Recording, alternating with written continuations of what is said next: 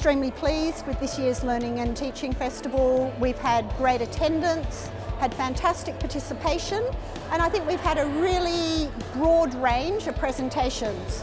We've had people who have been very provocative and have got everybody thinking differently about what they teach and how they teach it. But I think we've also had a lot of presentations that have reinforced the direction, the sorts of developments that we have in learning and teaching that's really reinforced all the good work that's happened this year. All of our keynotes have been excellent, and I think what they've done is also given all of us some new ideas and some things to think about that people are going to apply in their teaching next year.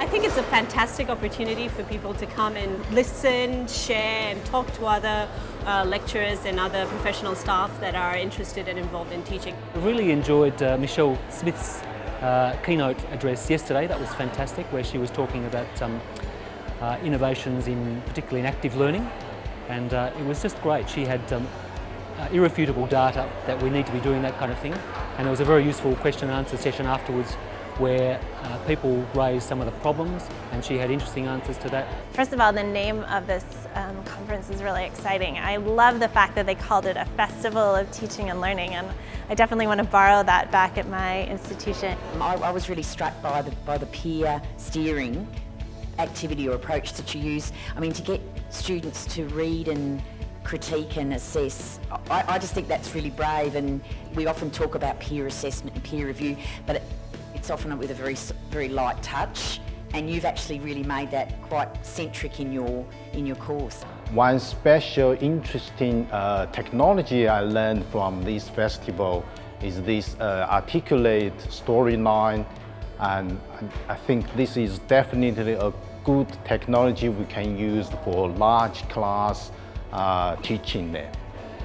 People work so hard, they put so much investment intellectually and emotionally on having a positive experience for the students, and I just love it when they can come together, share ideas, see what they do and move forward in a really positive way. It's really exciting to be here. I thought it was really interesting. It's something I'll take back to that we should be more cognizant of exactly what we define as being active learning, and how many different types of active learning there are, and what might be more useful out of those, and how we can actually quantitate it.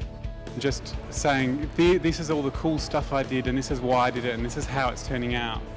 Rather than having to go to a research conference, but just to go to somewhere that's a celebration of what people are doing. As an academic, we tend to just mainly deal with other academics, and sometimes, especially during teaching periods, it's very rushed.